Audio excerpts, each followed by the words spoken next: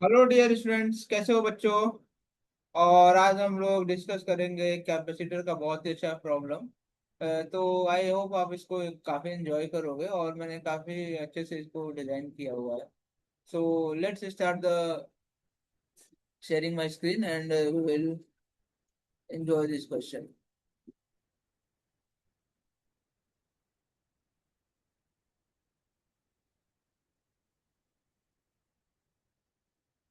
तो बच्चों, I hope की स्क्रीन आपको दिख रही होगी।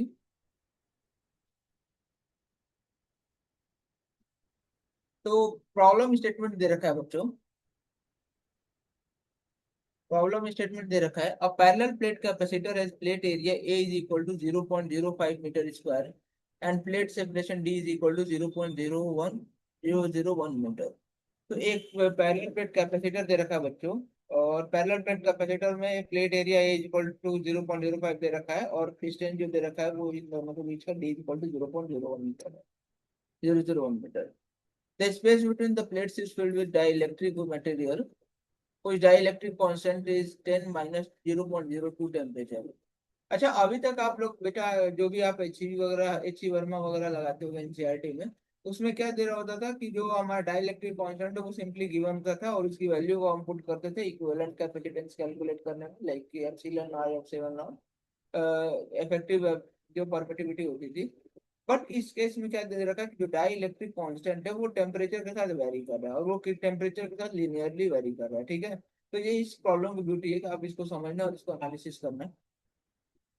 अच्छा, ब्रेक डाउन फील्ड स्ट्रेंथ जो दे रखा है ईपीटी वो कितना दे रखा है, E naught E raise to power minus T by T. तो ब्रेक डाउन फील्ड स्ट्रेंथ दे रखा है हमें, ये ब्रेक डाउन स्ट्रेंथ दे रखा है बच्चों। अच्छा, ईबी नॉट की हमें वैल्यू दे रखी है 3 × 10⁻⁷ वोल्ट पर metre and temperature T naught का कितना दे रखा है, 50 केल्विन दे रखा है। अच्छा, डेंसिटी कितनी दे रखी है, रोज 2000 किलोग्राम पर मीटर क्यूब दे रखा है एंड स्पेसिफिक हीट कैपेसिटी कितनी दे रखी है, 800 जूल पर किलोग्राम केल्विन। थर्मल कंडक्टिविटी जो दे रखा है वो नेग्लिजिबल है। The capacitor is connected to a variable voltage source. मतलब जो कैपेसिटर हमें ये दे रखा है, ये आप डायग्राम में देखो बेटा, ये जो कैपेसिटर हमें दे रखा है, ये कैपेसिटर एक वेरिएबल वोल्टेज से दे रखा है बेटा। ये चीज वेरी कर रहा है, ठीक है। आप इस फिगर में देख सकते हो, ये कैपेसिटर जो दे रखा है ये वेरी कर रहा है, इसका कोई फिक्स वोल्टेज नहीं है, ठीक है। The breakdown happens when almost instantaneously releasing all the stored energy in heat in the die as heat in the dielectric। तो जो जब भी ब्रेकडाउन होगा, इलेक्ट्रिक ब्रेकडाउन स्ट्रेंथ हमें दे रखा है, तो जो जब भी वो ब्रेकडाउन होगा तो इंस्टेंटेनियसली क्या कर रहा है, जितनी भी उसके अंदर स्टोर्ड एनर्जी है वो तुरंत डाइलेक्ट्रिक को हीट के फॉर्म में रिलीज कर देगा, ठीक है। हीट के फॉर्म में रिलीज कर देगा,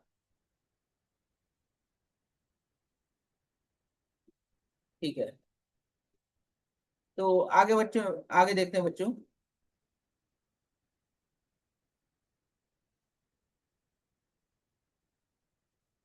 आगे देखते हैं, हमें क्या कैलकुलेट करना है बेटा, calculate the temperature rise delta T of the dielectric immediately after breakdown in kelvin. तो इमीडिएटली डाई इलेक्ट्रिक के ब्रेकडाउन होने के बाद हमें क्या कैलकुलेट करना है, टेम्परेचर डेल्टा टी कैलकुलेट करना है। और वो हमें क्या इंटीजर टाइप में कैलकुलेट करना है, डेल्टा टी/10 की वैल्यू को कैलकुलेट करना है, ठीक है।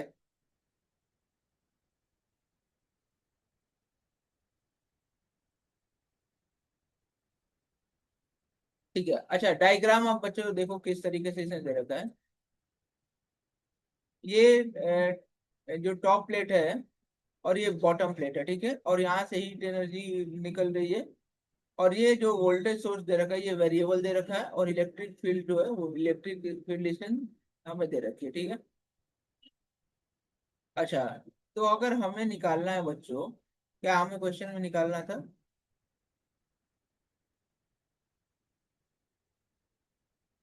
Calculate the temperature delta T of the dielectric medium immediately after breakdown in kelvin. तो जब भी डाई इलेक्ट्रिक ब्रेकडाउन हो रहा है तो डाई इलेक्ट्रिक ब्रेकडाउन होने की वजह से हीट रिलीज हो रही है।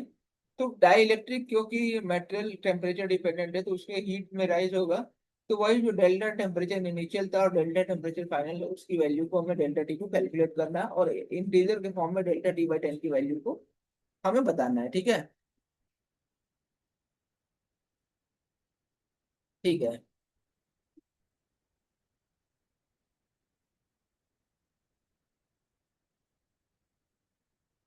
ठीक है। ठीक है। तो सबसे पहला स्टेप हम क्या परफॉर्म करने वाले हैं बेटा?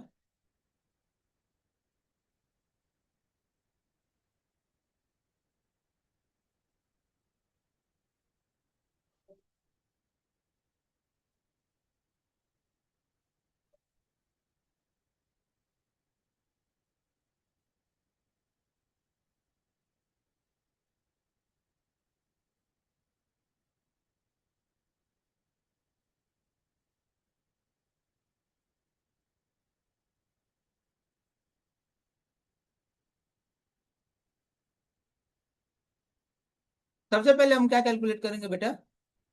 मास कैलकुलेट करेंगे डाइलेक्ट्रिक का। ठीक है।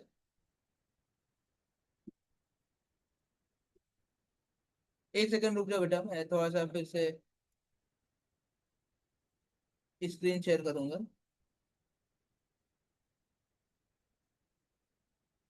मैं फिर से स्क्रीन शेयरिंग करूंगा।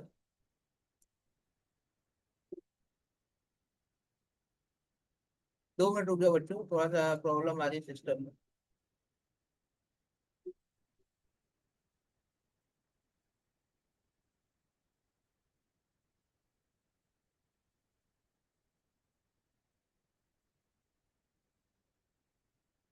ठीक है। आपको दोबारा से स्क्रीन दिख रही होगी बेटा?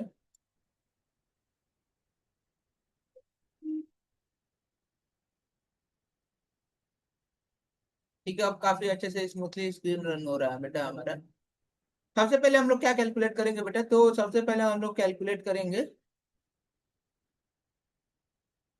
सबसे पहले हम लोग कैलकुलेट करेंगे मास ऑफ द डाइलेक्ट्रिक। ठीक है। तो मास ऑफ द डाइलेक्ट्रिक कितना हो जाएगा बेटा? एरिया इंटू डी दे रखा है, ये इसकी इस टोटल एरिया को, इस टोटल एरिया को जब हम एक सेकेंड,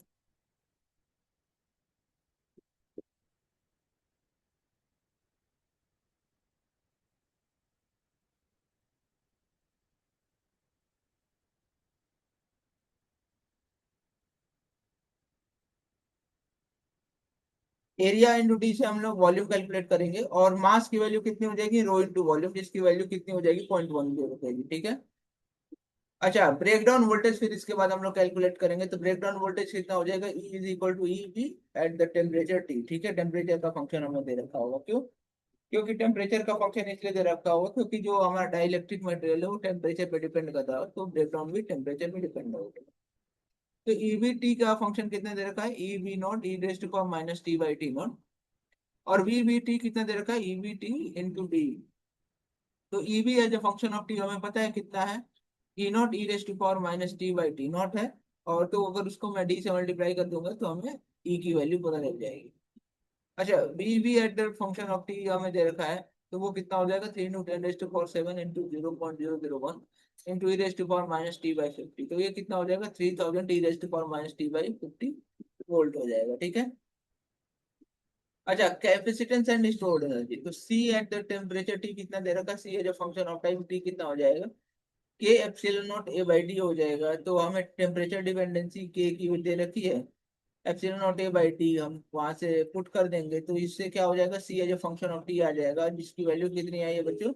4.25 इंटू 10⁻⁹ माइनस 8.85 इंटू 10⁻⁻12। ये इतने फैराडे आ जाएगा। ठीक है। अच्छा, एट ब्रेक डाउन वोल्टेज, तो U as a function of जो हमारी एनर्जी स्टोर्ड है उसको फंक्शन ऑफ टी हम कैसे लिख सकते हैं? Half C T to V as a function of T whole square. तो C as a function of T हमने यहाँ कैलकुलेट कर रखा है, और V as a function of T हमने ऊपर वाले पार्ट में कैलकुलेट कर रखा था स्टेप 2। तो हमें अगर पुट कर दूंगा तो उससे U as a function of T पता चल जाएगी। ठीक है।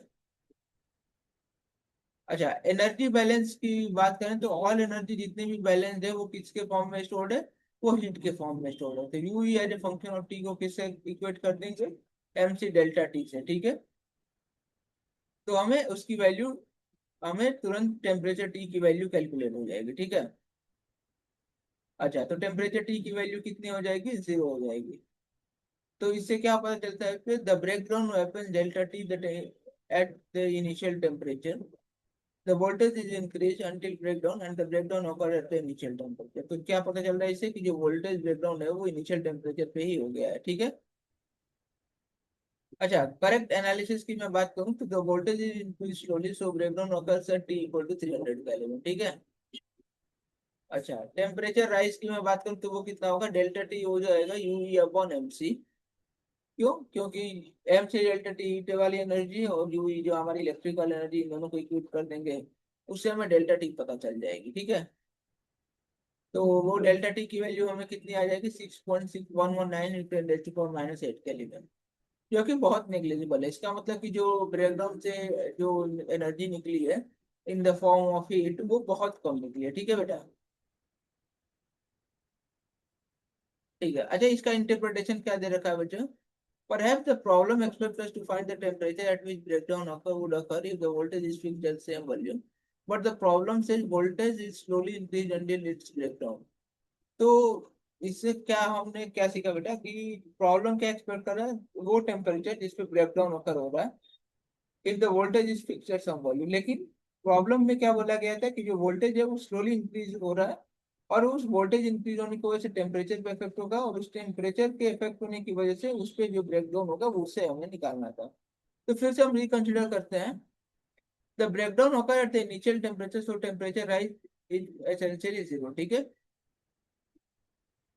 ठीक है, अच्छा ऑल्टरनेटिव क्या हो सकता है, if instead the volume voltage is fixed at V naught equal to 100 volt and the dielectric heat up due to the leakage current until breakdown। तो वोल्टेज ब्रेकडाउन कितना होगा बेटा, ईबीटी कितना होगा, वी नॉट बाई डी हो जाएगा, और V naught by D की वैल्यू कितनी हो जाएगी, 10⁻⁵ वोल्ट पर मीटर। अच्छा, E naught E raise to power minus T by T naught की वैल्यू कितनी है, 10⁻⁵ है। तो उससे हमें टेम्परेचर टी की वैल्यू कितनी आ जाएगी, 285.19 केल्विन, ठीक है। But T is less than T naught so the breakdown occurs immediately. क्यों, क्योंकि ये जो टेम्परेचर है वो 300 से कम है, तो ब्रेक डाउन जो होगा वो बहुत इनिशियली हो जाएगा, and the final answer is 0। तो आई होप कि बहुत अच्छे से समझ में आया होगा बेटा इस कॉन्सेप्ट को, और इसको आप 2 या 3 बार देखना, अगर आपको ये समझ नहीं आता है, फिर भी अगर कोई डाउट है आप मेरे से पूछ सकते हो students. So thank you students.